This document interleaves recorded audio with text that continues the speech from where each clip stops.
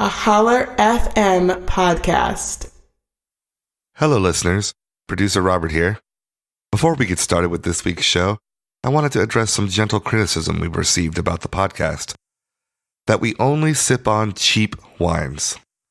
Well, in response, I'd like to quote the man who single-handedly made California the wine region it is, Robert Mondavi.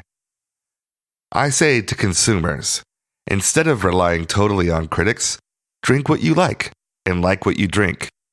If you go back to the Greeks and Romans, they talk about all three, wine, food, and art, as a way of enhancing life.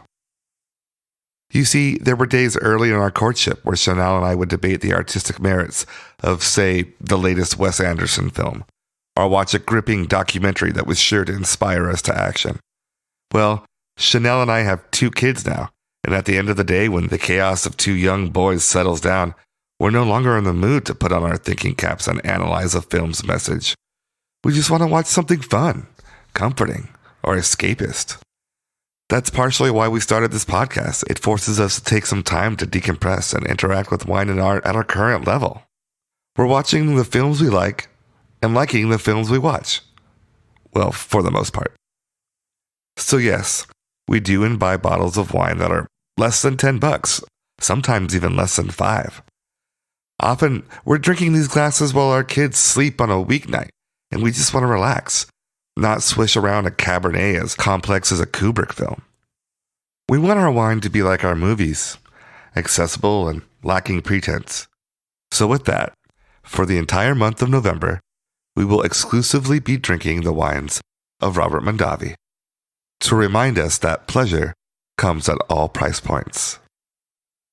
Thank you for being a friend. Travel down the road and back again. Your heart is true. You're a pal and a confidant. And if you threw a party, invited everyone you knew, you would see the biggest gift would be from me, and the card attached would say thank you for being a friend.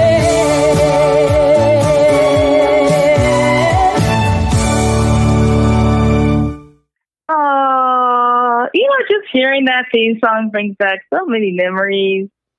You know what, though? I'm going to be real. When I was hearing it, I had the same reaction where I was like, looking at Felix like, thank you for being a friend. Which I know you can't sing, but that's what I was just like. It just kind of took me back, even though it always plays on syndication and you see it on TV all the time. I was just watching it again, like really sitting down and not having it in the background. It took me back. Yeah. You know what? When I hear the theme song, it just takes me back to when Lifetime used to air it. Like, I think it was on the weekdays. Not the weekdays, the weekends. I don't know. It just took me back to then. You just sit there watching Lifetime, watching the Golden Girls marathon. It took me back.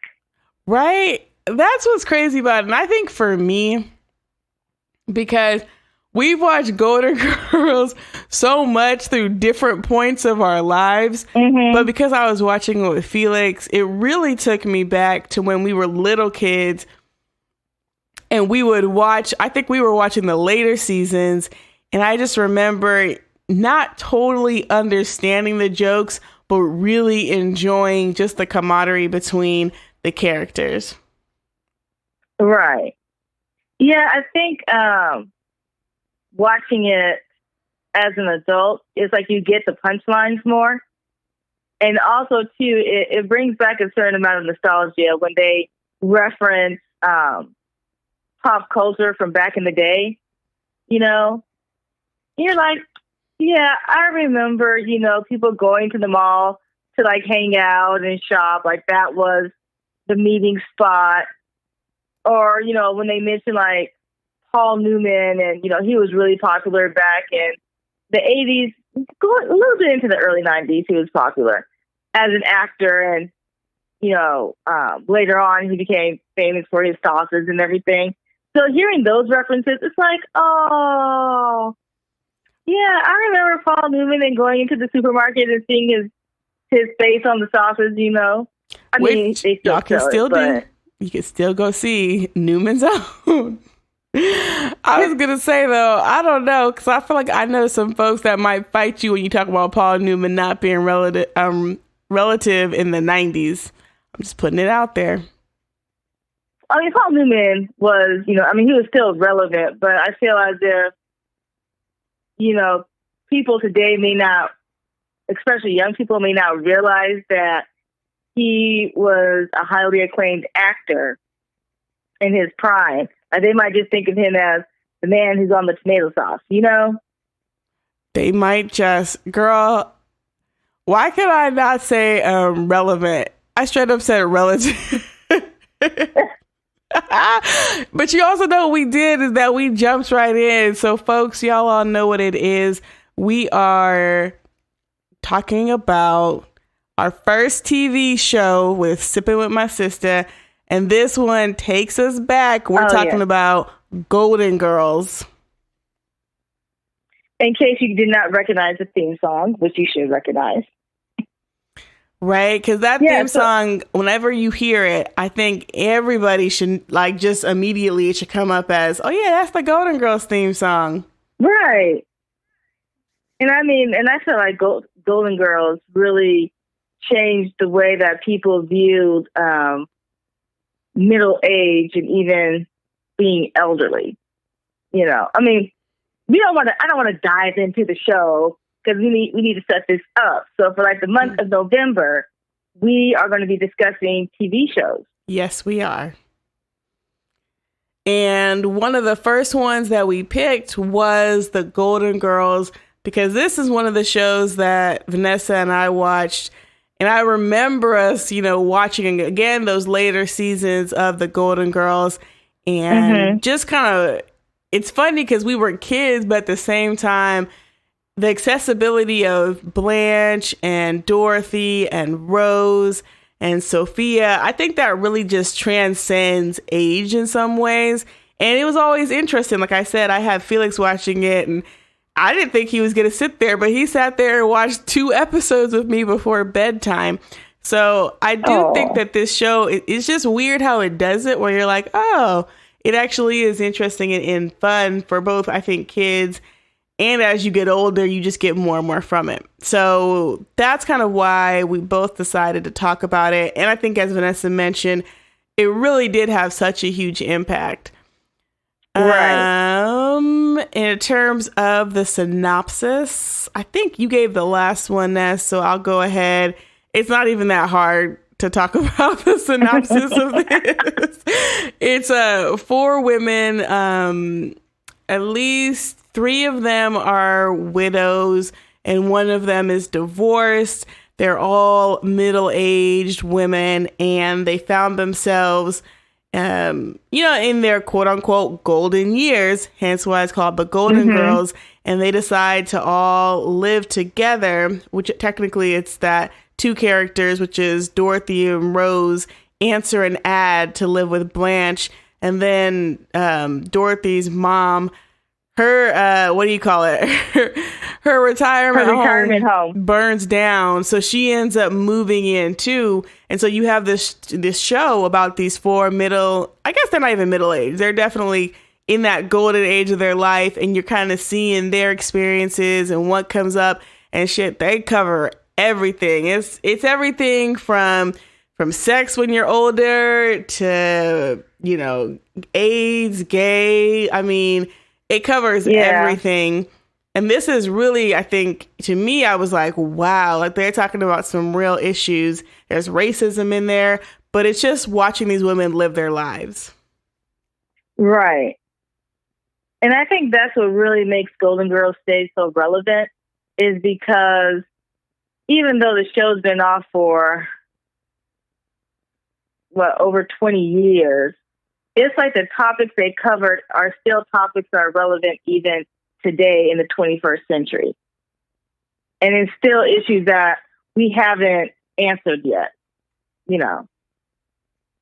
Yeah. Like, you think about it, like, for example, Blanche's brother comes out as gay, and you see Blanche's reaction like, her having a hard time adjusting to that reality of him being gay and also falling in love.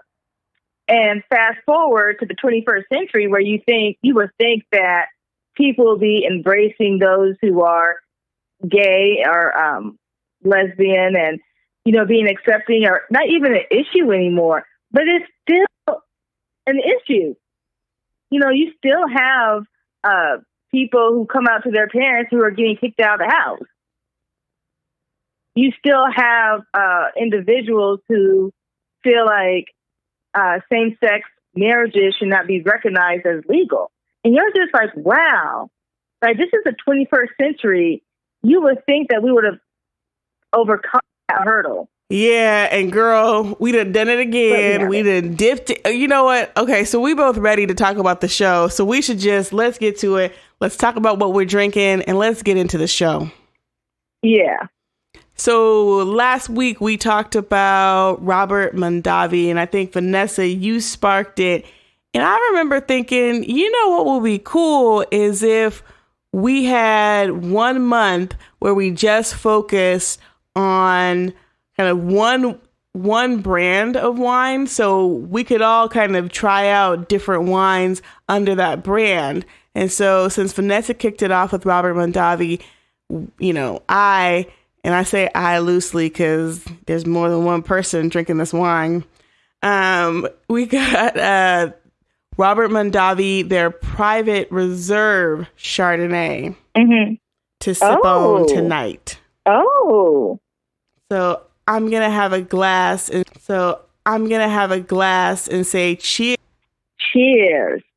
I am still sipping on my Robert Mondavi Cabernet Sauvignon, aged in bourbon barrels. Though it doesn't really have an aftertaste of bourbon, but it's still really good. Yeah, I just had a taste of mine, so y'all may have heard that sound because that was me really savoring the Chardonnay there. And I like the Chardonnay. I like it a lot. I'm curious. I think as I tried it out, I'm curious in terms, because I always want to investigate a little bit more. And sometimes that's why it's nice when you go tasting and wine tasting and stuff, where you get to be like, oh, was this like, was it aged? Was it stainless steel?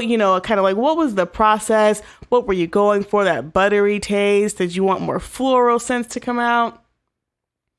So with this one right here, I'm not a huge fan of buttery Chardonnays. And so this one, it might break the mold in terms of that, because it tastes a little bit like that. So I'm curious to kind of dig a little deeper, but I like it. I like it though. Okay. All right. So while we're sipping, let's talk about Golden Girls. And we watched the first 2 episodes of season 1 and then figured we compare that with the first 2 episodes of season 3. Correct. So it's going to be completely different from the rest of the episodes that follow it. Completely different. As most pilots are, different.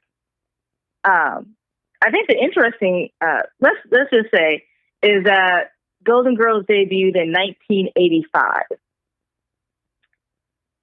And you can tell that they were going to be a very progressive show because in the pilot episode, they actually have a gay character who is, I guess, like he's like their cook, housekeeper. That's the word I was looking for. He's like the housekeeper. Isn't he more of the cook? Because I don't think I saw him picking up. Well, I mean, I use the term housekeeper because you saw him like serving drinks, and when they're leaving the room to go to the wedding, he kind of like straightens up the bed and stuff. So that's why I just kind of saw him more as a housekeeper.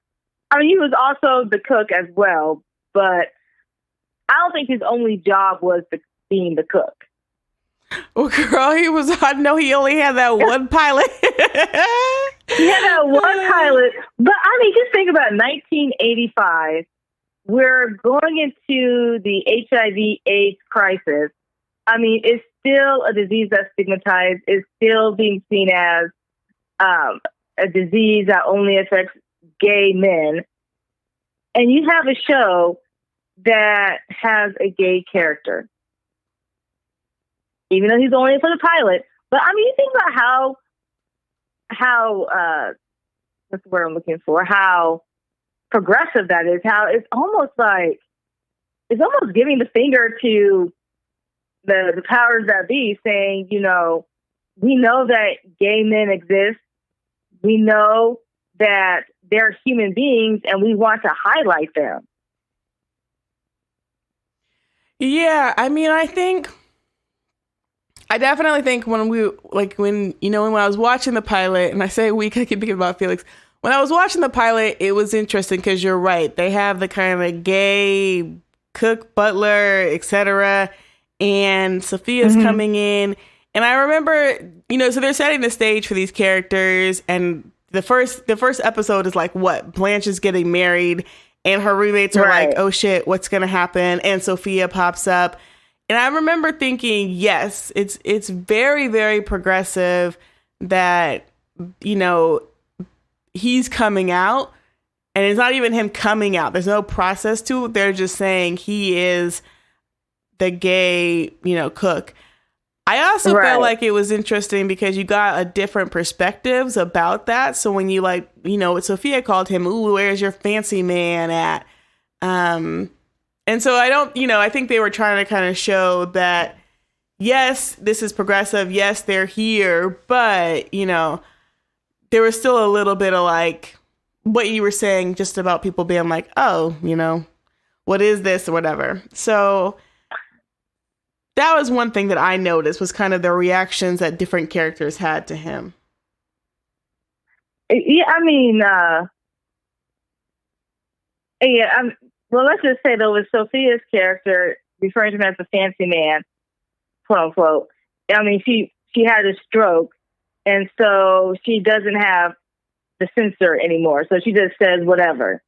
I think that was their way of highlighting the fact that he was gay without it being like, hi, I'm the gay cook.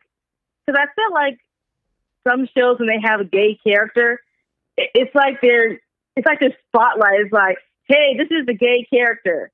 Kind of similar to when, a predominantly white show has the black character, and it's like this spotlight like, hey, I'm the black character. So I think maybe that's the way that Sophia describes him is their way of acknowledging that he's gay without it being the spotlight.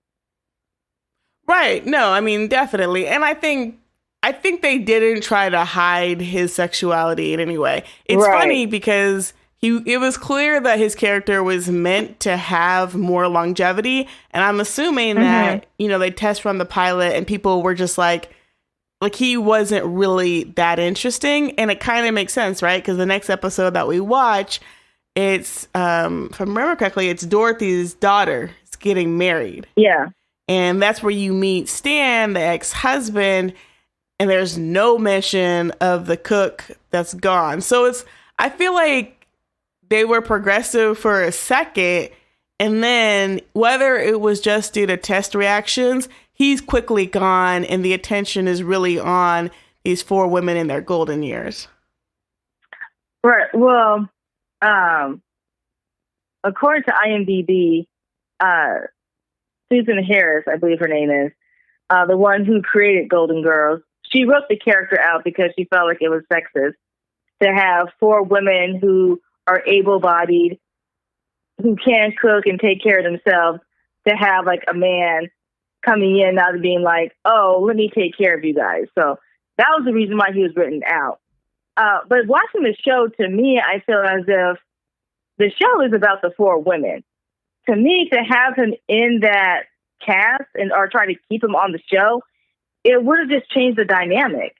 Because even in the pilot, it kind of felt like he didn't really have anything to do. It wasn't as if he was a part of the household or a part of the core group. He was just there. So, no, for sure. Yeah. So I don't think he would have had any longevity because he kind of just became a throwaway character. And I think that would have been detrimental, especially for the message that they want to send out. Well, yeah. And I mean, I think as we talk about the other characters, right? So other things, I think, too, like, in the pilot, that I remember thinking was really interesting was they kind of just throw you in to the relationships with the women. So, you know, there's not actually a ton of background or context setting when you're watching the first 2 episodes in season 1. You just kind of are starting to find things and things are starting to get uncovered. But you're very much thrown into the character of Blanche in terms of, and you get the impression right off the bat, okay, this is a very, you know, beautiful woman. She likes attention of men. She's worried about getting older, and she's clearly very impulsive. But these are all things that you pull away from, and you kind of see that Dorothy is, to me at least, a direct, like, opposite of Blanche, right? So if Blanche is head first, I'm going to jump in and see what happens. Dorothy is very much like, I'm going to step back and wait for the shit to hit the fan. And then we have the character of Rose. That's kind of the comic relief, which she shares with Estelle Getty. But I remember thinking, wow, it's interesting because there's not a lot of context setting. There's not a lot of background. It's not like we don't meet them for the first time forming their relationship as roommates. We meet them already in the relationship. You know, I feel like that. I like going into a show and it's already established.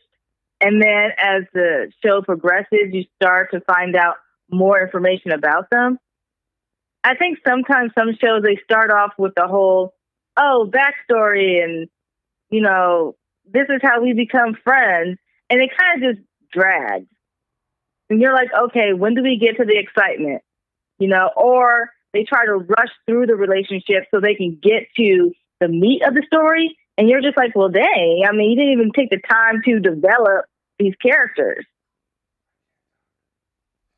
Right. And that's exactly it. Yeah. No, I definitely hear it. And I think that the great thing about the medium of television and what you kind of see with Golden Girls as you follow it for the next 7 seasons is that you have so much time. So it's almost like you gotta get people's attention and capture it. And then you can spend that time to do the work of setting context. But I do remember feeling like, oh, wow, we're right in the middle of this. And I think you can also kind of see that the actresses, they're still kind of figuring out their rhythm. It's not fully together yet, right? Because this is the first season. And you kind of get that with the jokes. Like the timing of the jokes don't always land exactly right. But with that said, it still is a damn funny show. I mean, when you get to the episode 2 with Stan and the chemistry with Dorothy, that's great. Even just this kind of being the first meeting, you're already like, this is funny. You have to say the episodes that have Stan in it are my favorite. Same here. Because you do see this love-hate relationship that Dorothy has for her ex-husband. Right. Which sometimes like other shows that have like the divorced wife is usually always like, I hate this man. But you really see with Dorothy, it's like, I hate him, but for some unknown reason, I still love him. Well, I love Stan episodes. Well, right. Yeah. Here's what I was going to say, though, because I wanted to get in this, too, because I agree with you about the other shows and when you compare it. And the thing that I was going to say is that with other shows, I think you get stuck in that will they or won't they. Like like I remember like Moonlighting, right? With like Sybil and Bruce, it was like, are they going to get together? Are they not? There's all this like tension between them. And I think Golden Girls does a really effective job of not ever having it be a situation in the show where a man takes up so much space that you're fixated on that will they or won't they. So even with Stan, somebody, it's love, hate. But when you first meet him, it's very clear that him and Dorothy are never going to get back together. And as the show progresses, she loves him. There's love there, but it's also clear that it's not a question of will they or won't they. Like, they may hook up, but there's never a sense that Dorothy's going to drop everything and run away with Stan. Right. Which I think is super empowering for women that were not so focused on the, like, what's going to happen with Stan? And that's, like you said, Stan's more of a comic relief. He's funny when he shows up. And when he doesn't, the show can keep moving forward. Exactly. I agree wholeheartedly. Right? And then I'm trying to think, I think other things, or what are other things that stood out for you in the pilot in that first second episode? Oh, comparing the pilot to the second episode? Or just things that stood out for you between episode 1 and 2 of season 1? We also noticed that their blocking is still kind of being worked out. Because you notice in the pilot episode, Blanche's room is actually where the lanai becomes, like in the later episodes. So, pilot episodes, I don't really put too much focus on it because I know that one is basically a test show to see, like, hey, can this show make us money? That's what the powers that be are thinking. And two, the actresses or the actors are still trying to get their character development. And three, it's like everybody else, the stagehands, camera ops, writers are still trying to work out the kinks of the show. So, I already know the pilot episodes are always going to be different from the later episodes. Yeah, definitely. I think you're right that the pilot is just to hook you in, right? And I think one of the things that I watch Atlanta with Donald Glover, which I don't think you've watched, right? I didn't watch that, no. Okay, it's brilliant. Like, everybody should be watching Atlanta. If you're not, right now is a good time to catch up. But one of the things that I like about Atlanta is that it was definitely like a Trojan horse. So it was kind of like Donald Glover made the show seem like it was one way. And then once he got the green light, the show ended up morphing into being different. And that's kind of how I feel about when I'm looking at the pilot of Golden Girls. They kind of make it seem like, oh, it's, we're going to have these 4 women experiencing life. And yeah, we have the gay cook, but, everything's a comic relief. And I feel like it's a Trojan horse because once the show gets greenlit, I think all these other topics start to emerge that, like you said, are much more controversial. So that's one thing I thought. The other thing, at one point, I'm pretty sure it's in the pilot in episode 2, Dorothy talks about MCI. And I was like, damn. I forgot about MCI. That's what I'm saying. It is watching Golden Girls. It is very nostalgic because it brings back pop culture references that we never hear about anymore. Right. Like MCI. Yeah. I was like, and I remember when MCI and AT&T and before that, or like it was like Ma Bell.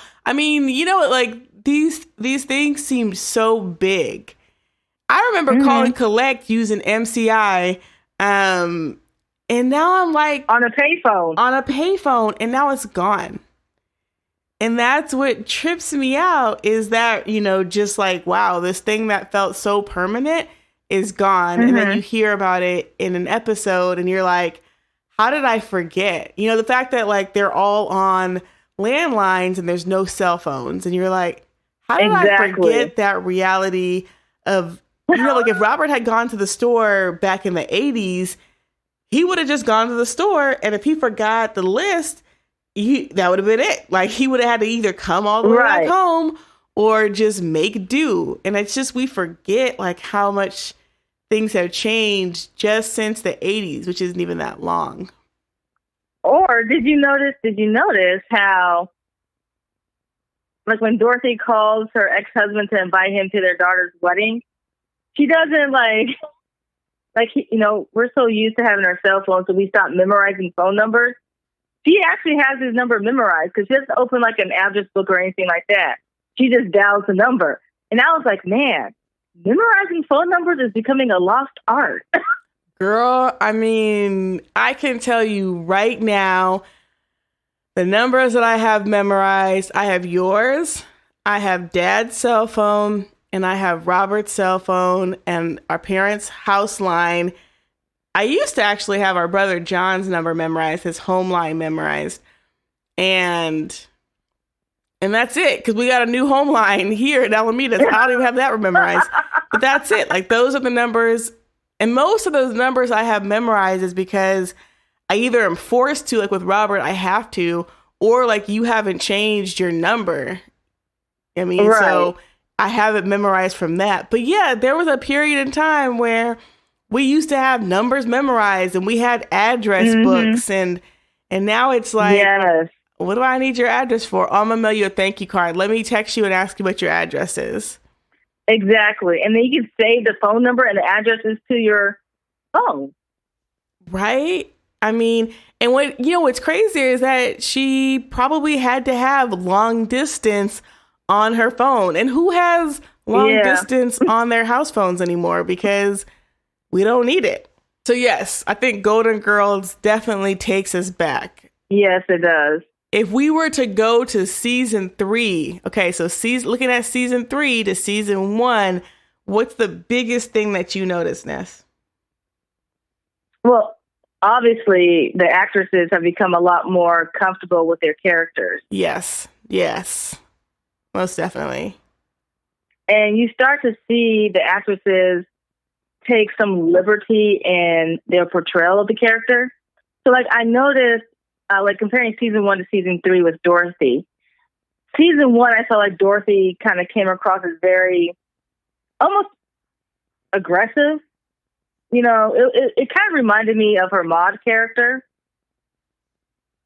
And then season 3, she's still, opinionated.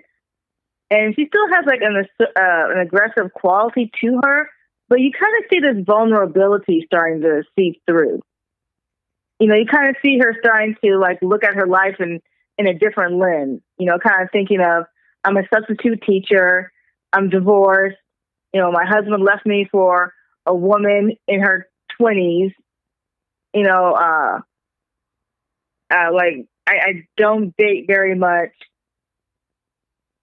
My friend Blanche has dates galore. Rose has her extracurricular activities. It's like, who am I now? So you kind of see this vulnerability that the author who plays Dorothy, you see her kind of playing Dorothy in a very vulnerable space. Especially like when Blanche tends to tease her and say, oh, you don't have dates on Friday nights. Oh, what am I saying? It's not like you're going to be going out. You kind of see Dorothy's, like, her demeanor kind of changes. It's very subtle. But I just kind of noticed that. I'm like, wow. And I think that's like a testament to how great of an actress the author was.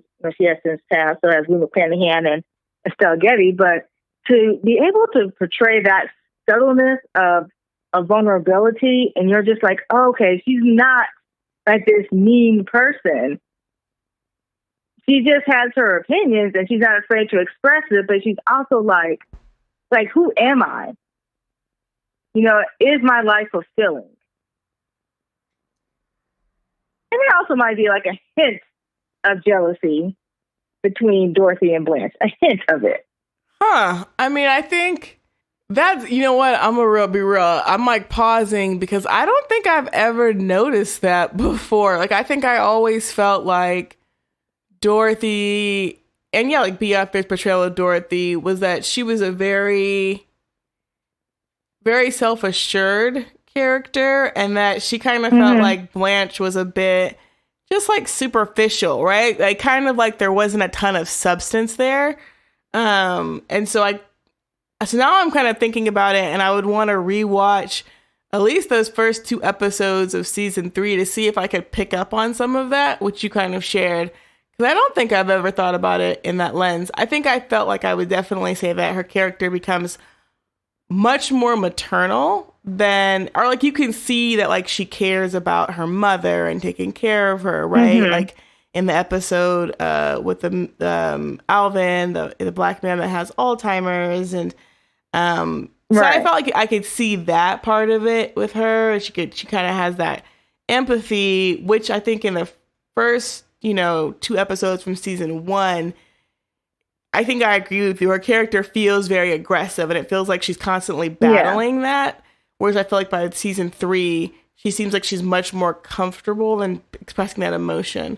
But I definitely think I would want to like rewatch and kind of see that part that you're bringing up. Well, let's put the disclaimer out. So I own all 7 seasons of Golden Girls, and I have seen all 7 seasons of Golden Girls. True. So, yeah, so I can see that progression, and also, I mean, there's like there's lines that she makes of like there's one episode, I can't remember what season it is, but Rose swears that she saw a UFO. And so she's outside, looking for it, trying to communicate with it. And Dorothy is like, my life is so fulfilling here on Earth. Why would I want to go to a different planet? I have a rewarding job as a substitute teacher who lives at home with her mother. And then she's just like, beam me up, Scotty. You just see that kind of self-reflection that she has about herself. Although we did say we were talking about season 3, the first 2 episodes. So I think if you're pulling back and you're including like from season 1 all the way to the end of season 7, I think we can definitely add in more things about all the characters. Right. But I mean, I think season 3, the first episode, in which, as you were saying, Sophia befriends a man who has Alzheimer's, so his personality is all over the place. I mean, you do see that, like you said, maternal instinct coming out with Dorothy. And I think that's also kind of like a starting of a turning point in which she does have this self-reflection about her life and how her life is going to be as she gets older. So would you say it's fair, because I'm thinking about, so if we're looking at season 3, episode 2, which is a clip episode, right? There is that scene where she's talking about the clothes that she's going to give away to the rummage sale, and Blanche says, oh, that dress, which P.S., surprisingly, that's the dress that she wore to her daughter's wedding in episode, or in the episode 2. So I was kind of crazy, because I was like, oh shit, I forgot about that.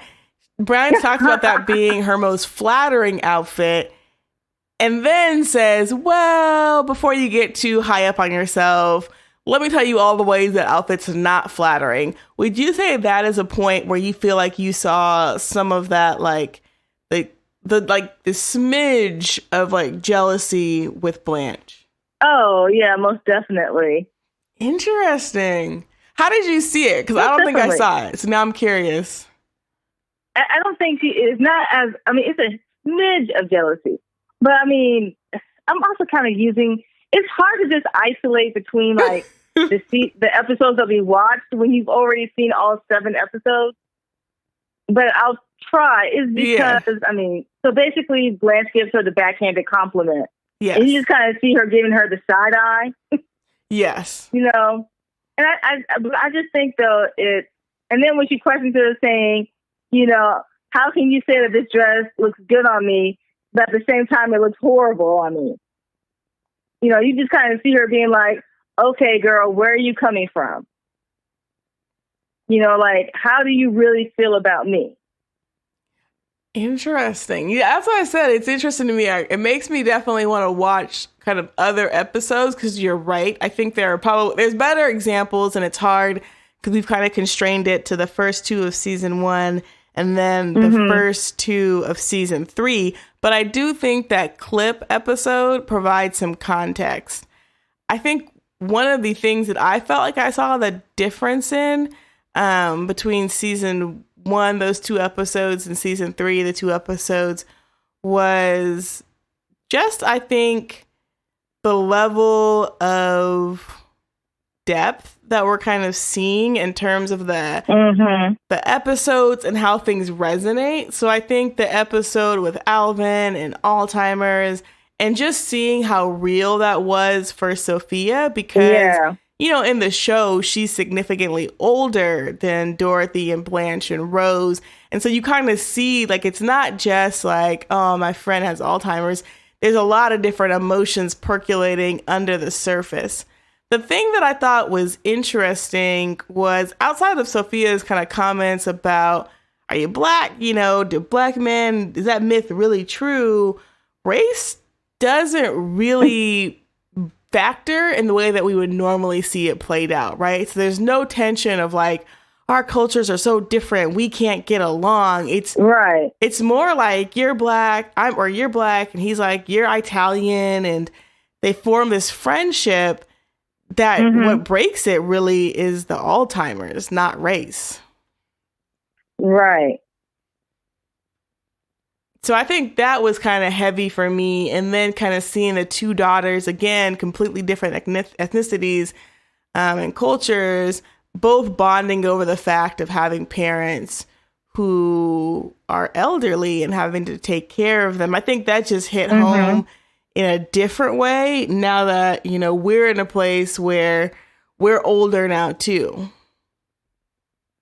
Yeah, and our parents are older as well. Exactly. So I think that was one something to think about, right? Right. So we've talked about Blanche. We've talked about Blanche and Dorothy's relationship.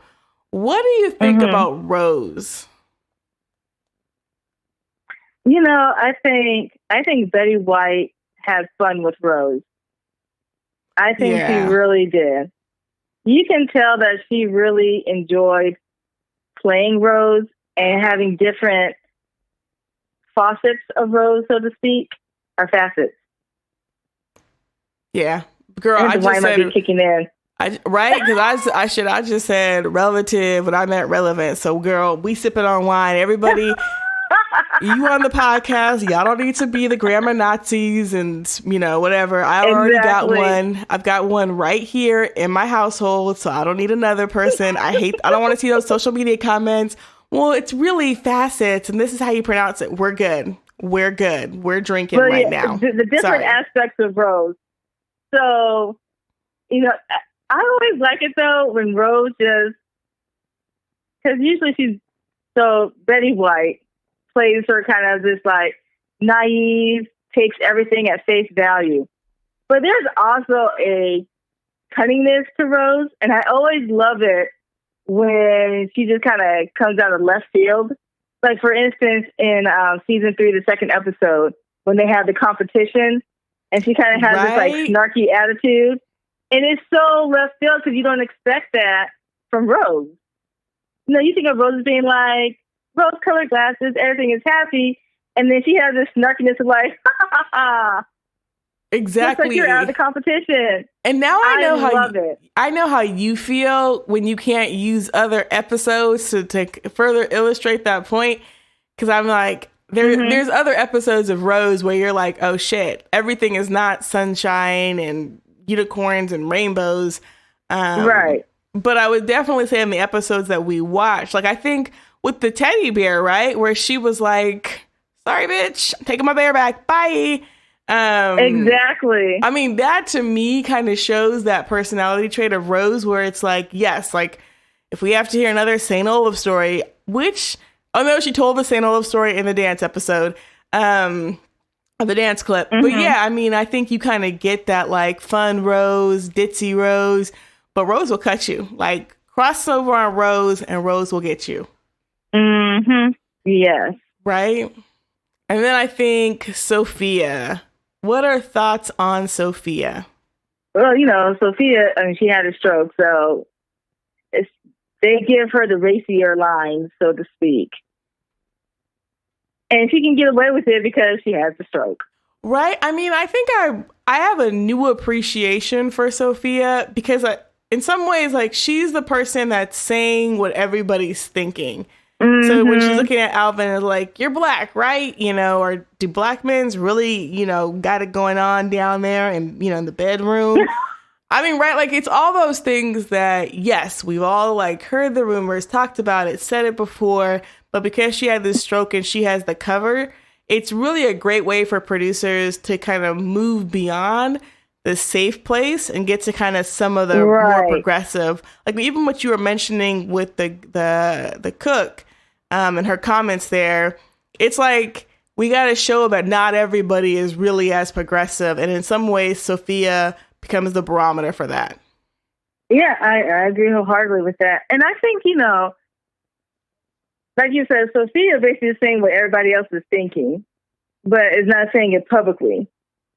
It's like she's saying the stuff that is whispered behind closed doors. And I actually I appreciate it because it gets the story moving. Because, when you watch that episode of her and Alvin befriending each other, you do see it's a black man and a white woman. But it's like, okay, should we highlight the fact that he's black or that she's white and they have these two different cultures going on? And I feel like, the writers are like, let's just face it head on. Just get it out the way and then we can just move forward. Because, like, once Sophia says, are you black? And then Alvin responds, it's like, okay, it's been said, we can move on now. And then you actually start forgetting that these are two people from different ethnicities, and you start to see them as human, having a human experience. And that accumulates to when Dorothy and Alvin's daughter meet. Like, you don't see it as a black woman and a white woman talking about the differences in their parents. You see them talking about how their parents have become friends and that friendship is going to be altered because of Alvin's disease. So, I mean, Sophia is actually the one who says what we're all thinking and then allows us to move forward. Yeah, I again, like, completely agree. And the only thing that I would say in that episode with Alvin, I mean, the one thing I would say that I would have said that was challenging, or it is challenging for me, is that, you talk about Alvin kind of wandering all over the place. And I was like, let's just keep it 100. Like, this is a black man. He doesn't have the autonomy that, say, Sophia would have and being able to just wander everywhere. But I think because I'm going to make an assumption, I don't really know, I'm going to assume that most of the writers on the Golden Girls are white. Like, that's something that I feel like doesn't come into play enough in the show. So if I'm getting into the critiques, I think they do a great job of bringing up real issues, hard issues, but I think their racial lens is never that satisfying because they probably don't have black writers. And I'm not even saying they need to throw in a token black person, because I'm actually down with the fact that the Golden Girls aren't trying to have that token black neighbor that always comes over. Like, right. We don't need that. We're good.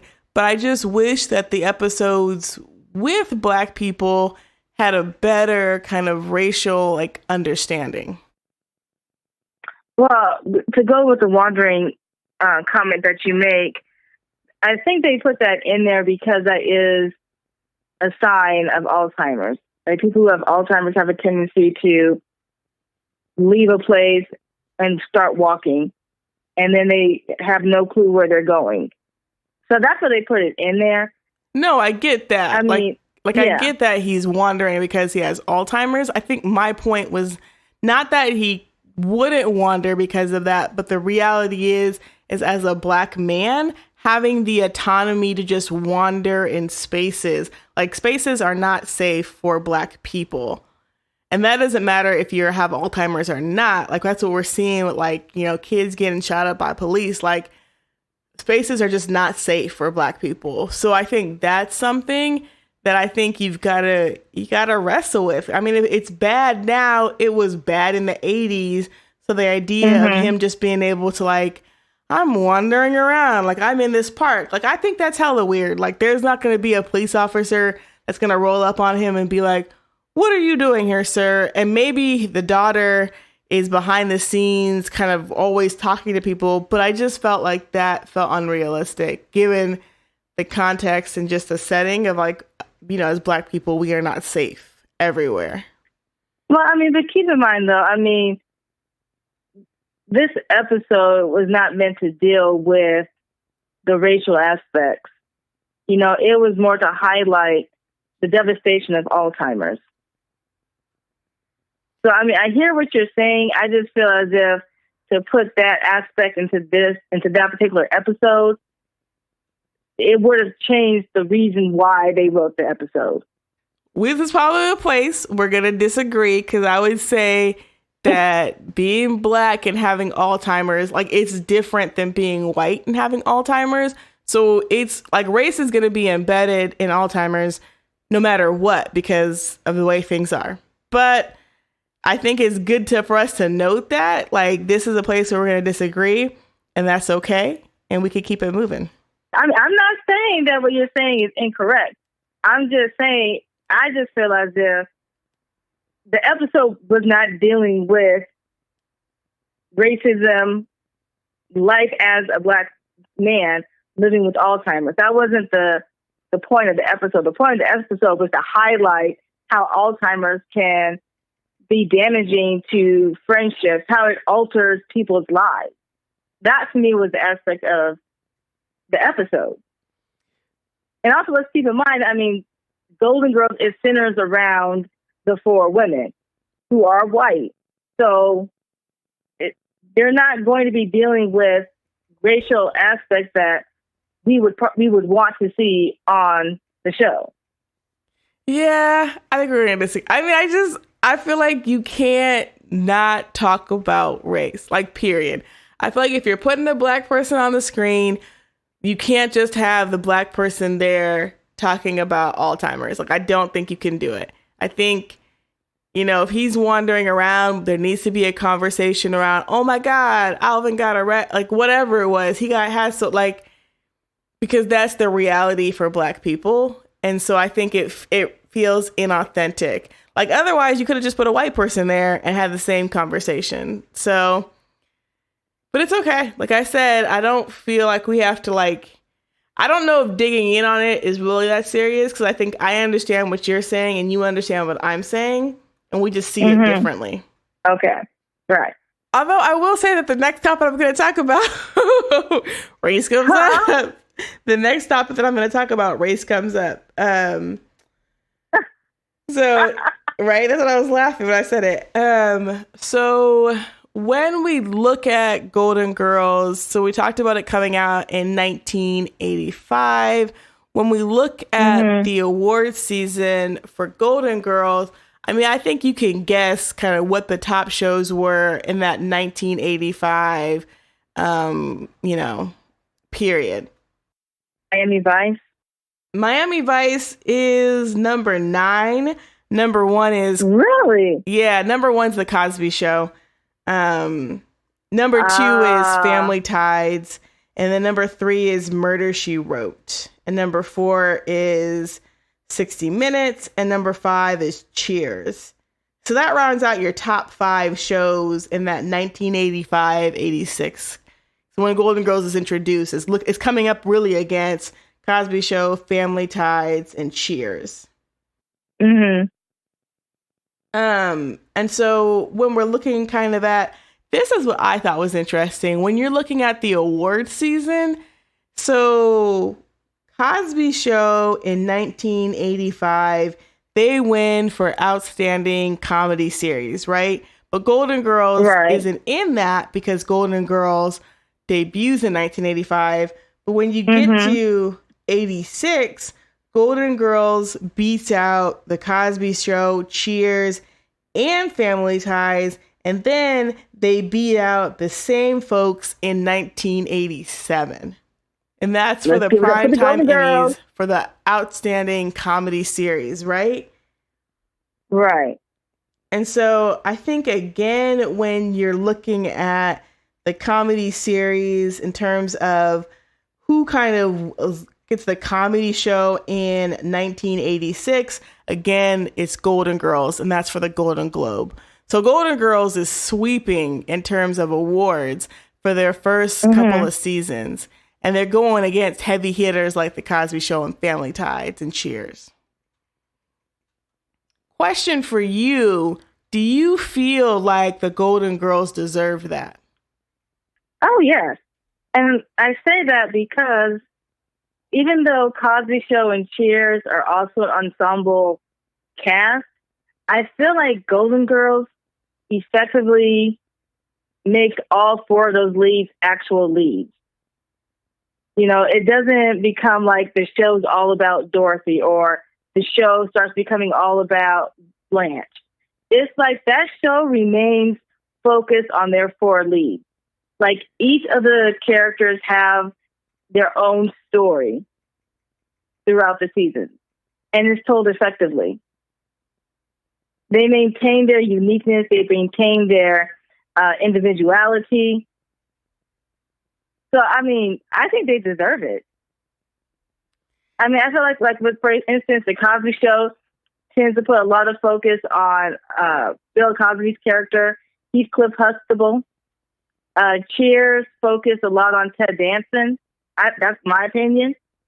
So, I mean, the Golden Girls, to create four unique characters and to have four unique storylines for each character and to do that every week for 22, 24 episodes. I mean, that's an accomplishment, really. Because I do feel like as shows progress, they do tend to start focusing on one character. Like if we look at our recent shows, the first one that comes to mind for me is Big Bang Theory. And I feel like the show started off as an ensemble piece, but then it gradually started to become focusing on Sheldon, and then everybody else started kind of becoming more of like minor characters.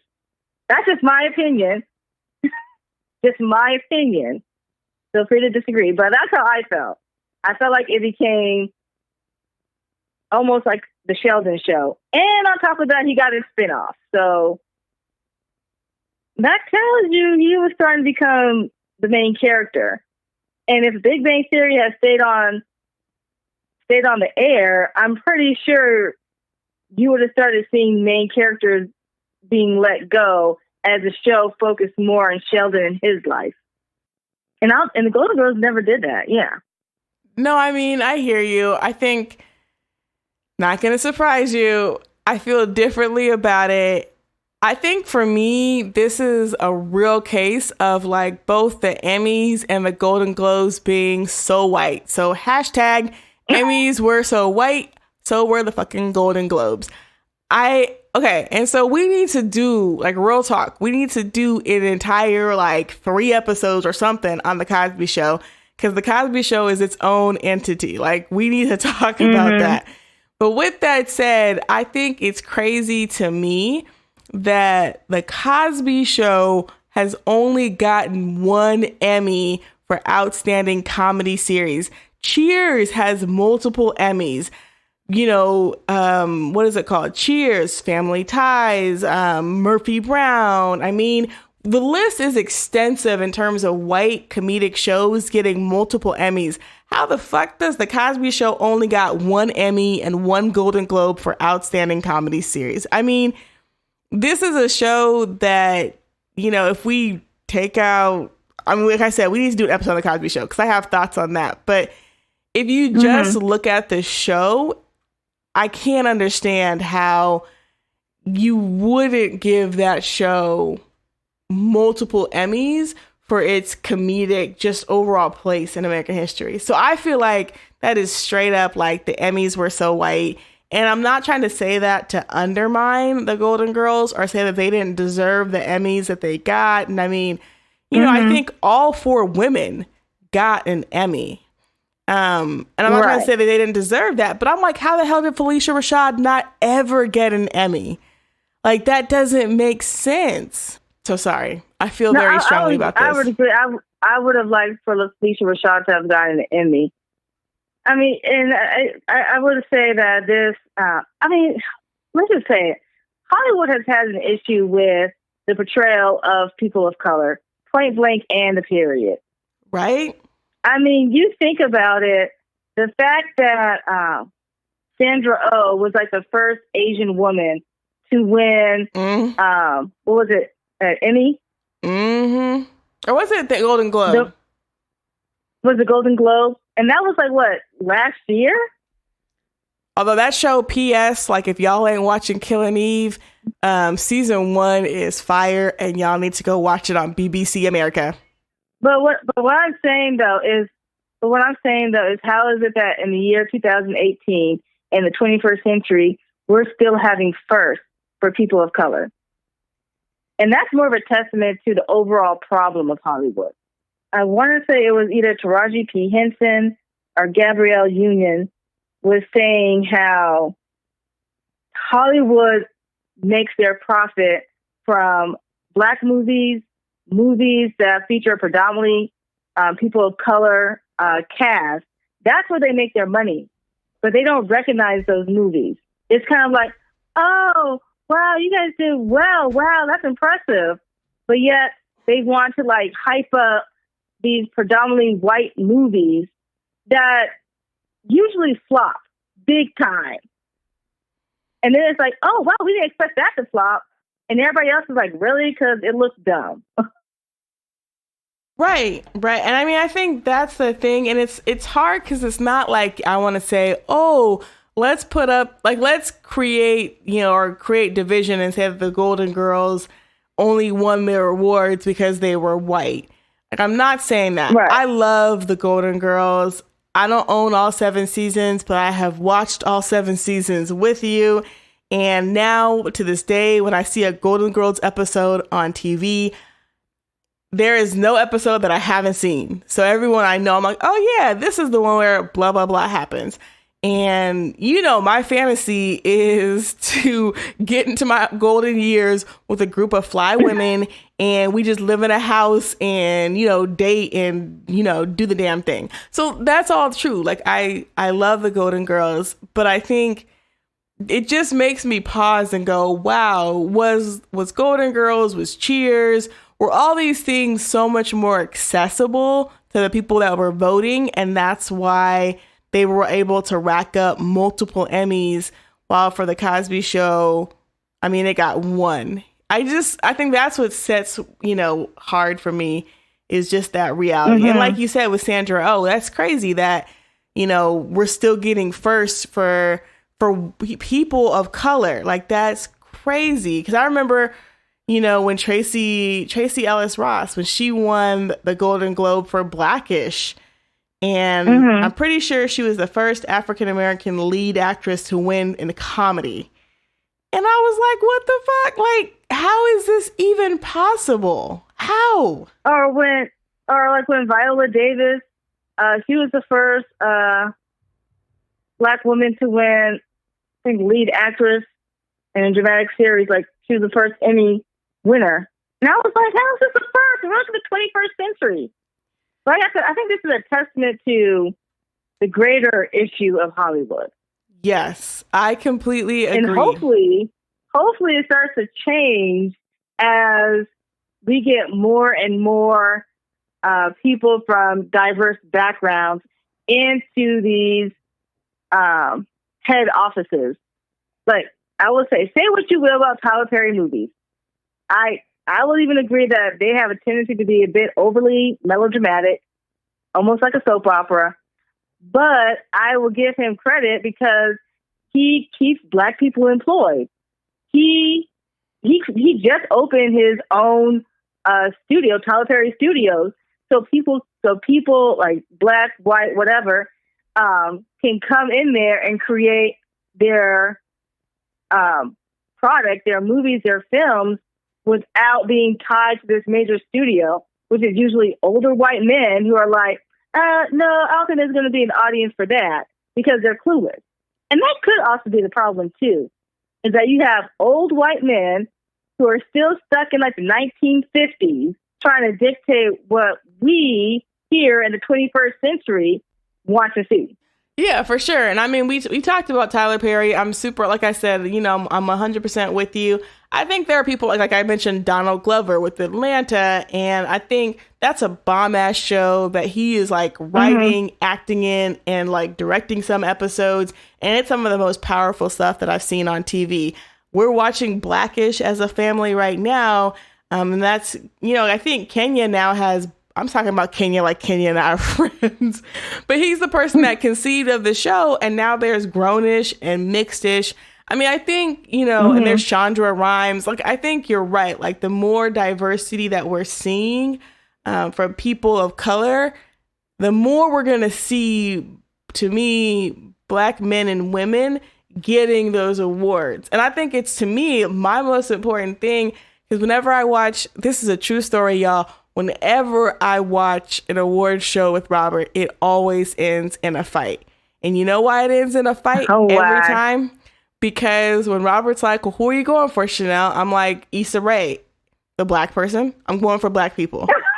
And we sit here and we watch these shows. So we've watched the Grammys, the Academy Awards, the Emmys, the Golden Globes. And it always ends in a fight because every time Robert is like, everything with you Chanel is about race. And I'm like, yeah, it is. It is about race. This is hella white. I can't support it.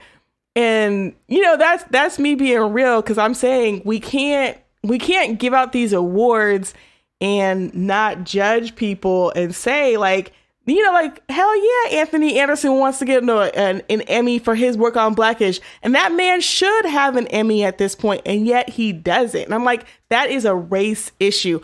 Girl, I'm gonna stop because I've been drinking this wine. I'm on my second glass and I can go clearly. But I just want people to know, that I feel passionately about this. And I feel like we're getting way off topic. Like this is like, we need to dedicate like a podcast to this and also do more like, research and everything. You know who we need to have on this if we did it? Because I've watched award shows with Robert's parents. They don't be getting mad like Robert does, but they're always just like, well, Chanel, Beyonce can't win everything. And I'm like, no, Beyonce can't win everything.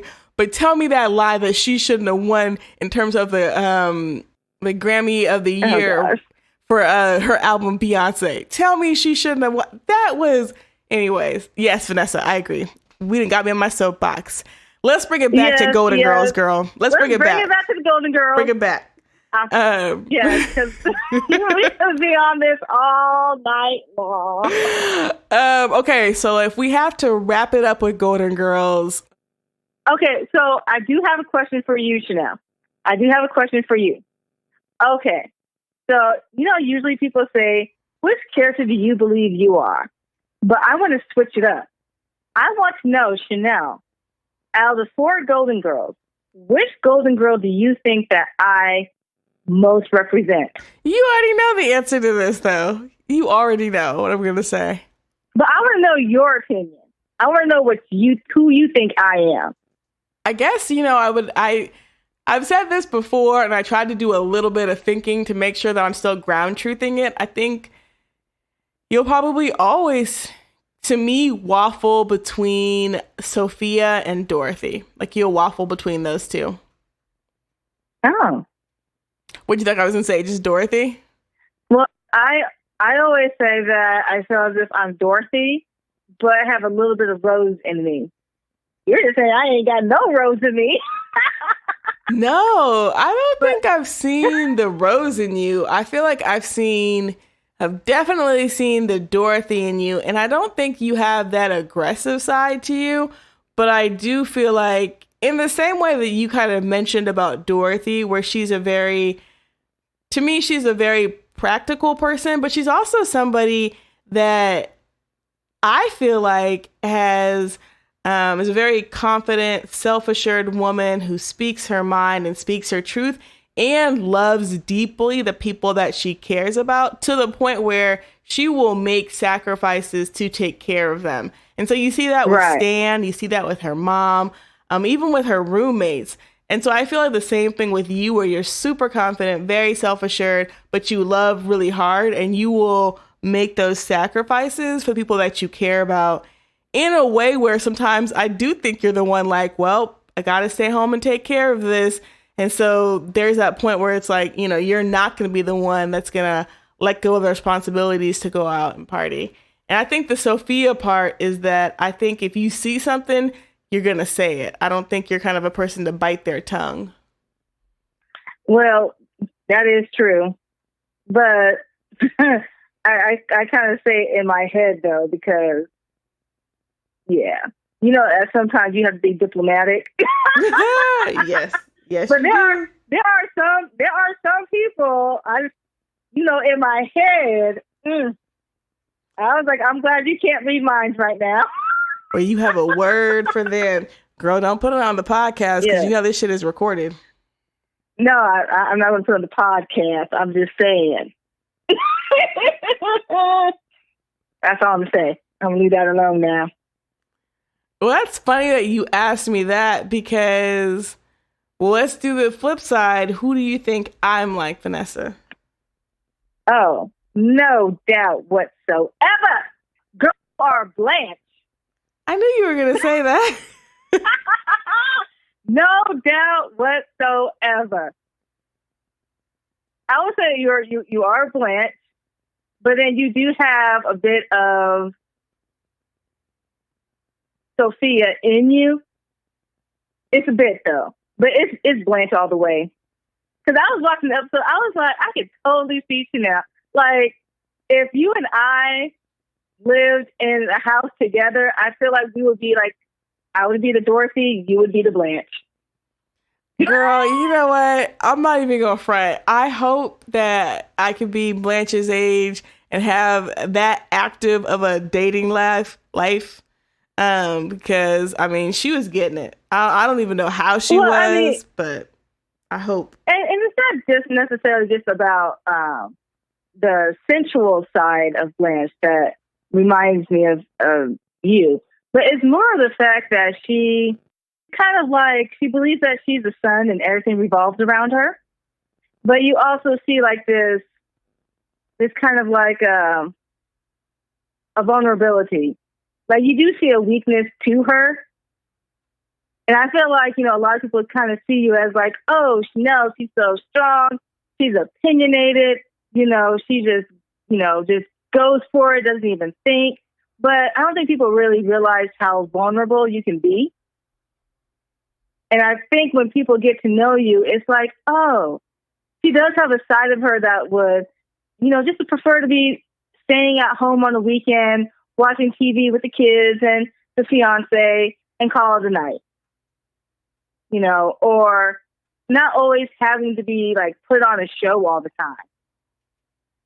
And sometimes I think people who get to know you, that's the side they start to see more of. But those who don't know you, they see kind of like this flashy and just diving headfirst into everything. That's how I kind of see you as Blanche. Girl, if that ain't a word, I mean, yeah, no, I think I would agree. I think that there's probably like a bit of Sophia where I do like, you know, I say what I say. Mm-hmm. But yeah, I think, you know, I've definitely gotten that feedback from folks that don't know me well or think they know me but don't. And so they're like, oh, you know, everything has to revolve around you, or you say this thing and it hurt my feelings. I mean, girl, you know I done had a bunch of those conversations. I'm not going to put nobody on front, but yes, I've had those conversations.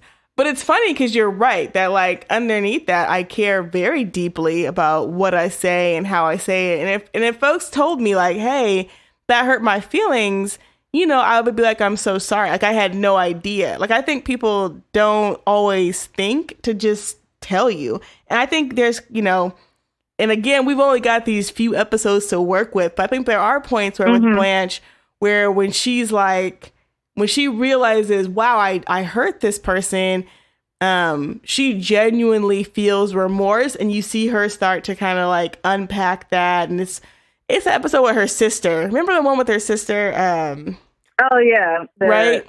Her sister needs a kidney transplant. Yeah. Exactly, and they kind of And she has all this animosity about it. But as the episode goes on further and further, you find out that the sister was actually like acting out because of who she thought Blanche was. And then there's this whole deeper kind of revelation. And I think that is very true of me, where people think they know me and have a certain, reaction to me. And I'm like, So anyways, yes, Vanessa, that is very true. On a side note, Felix also said that I seem the most like Blanche. P.S. And he only watched 2 episodes. That's so funny. I know, right? Oh, well, Vanessa, on that note, I think we are coming to the end, girl. So why don't you tell the listeners where they can listen to us on Chanel? Yes. So listen to us on iTunes, leave us a review, subscribe. You can also find us on Stitcher, Google Podcasts, and where all fine podcasts are served. Visit us on holler.fm. Leave us a note, and also find us on Instagram and Facebook and Twitter under HollerFM. Girl, we out. All right. Boom. Mic drop.